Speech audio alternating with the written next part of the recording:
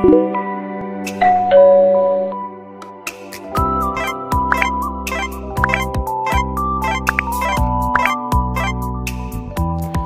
Akhlak bab 4, adab terhadap lingkungan. Lingkungan adalah segala sesuatu yang ada di sekitar kita. Misalnya ada binatang, tumbuhan, dan benda-benda tidak bernyawa yang ada di sekitarmu. Ibnu Khaldun mengatakan bahwa pemeliharaan dan pelestarian lingkungan menjadi kewajiban bagi seluruh umat manusia di muka bumi. Alam yang terjaga dan terpelihara secara langsung akan memberikan dampak positif bagi kelangsungan dan keseimbangan hidup. Nah, jadi kita sebagai makhluk ciptaan Allah Subhanahu wa Ta'ala hendaknya menjaga dan melestarikan apa yang telah diciptakan Allah untuk kita dan menyayangi sesama makhluk hidup ciptaan Allah. Kita juga tidak boleh merusak alam. Jika kalian pernah membuang sampah sembarangan, itu adalah salah satu contoh akhlak tercela. Mengapa?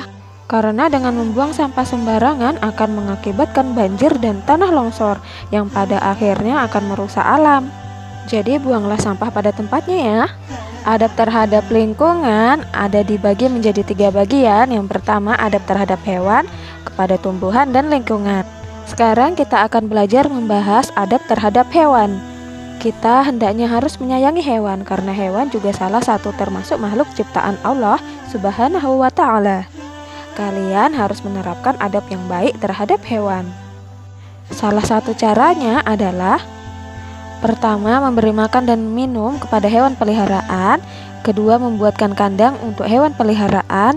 Dan ketiga, tidak menyakiti hewan. Namun jika kalian tidak memiliki hewan peliharaan, kalian tetap bisa memberikan kasih sayang kepada hewan yang lainnya. Salah satu contohnya, ketika ada kucing liar yang datang ke rumah kalian, berilah sedikit makanan untuk kucing.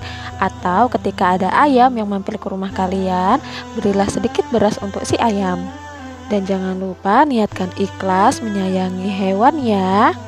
Jika kalian tidak ikhlas, maka pahalanya akan hangus. Jadi sayangilah hewan dengan tulus ikhlas ya.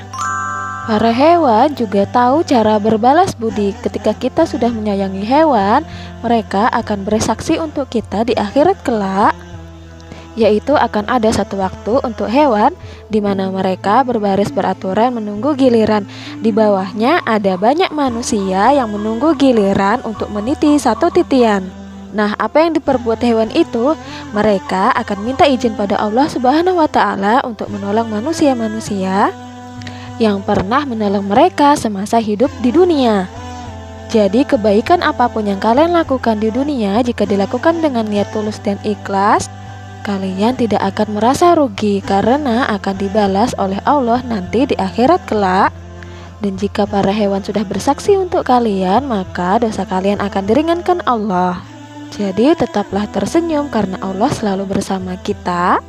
Dan tebarlah kebaikan dimanapun kalian berada ya.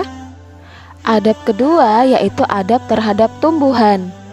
Tumbuhan termasuk makhluk hidup ciptaan Allah Subhanahu wa Ta'ala. Kalian harus memiliki adab yang baik terhadap tumbuhan.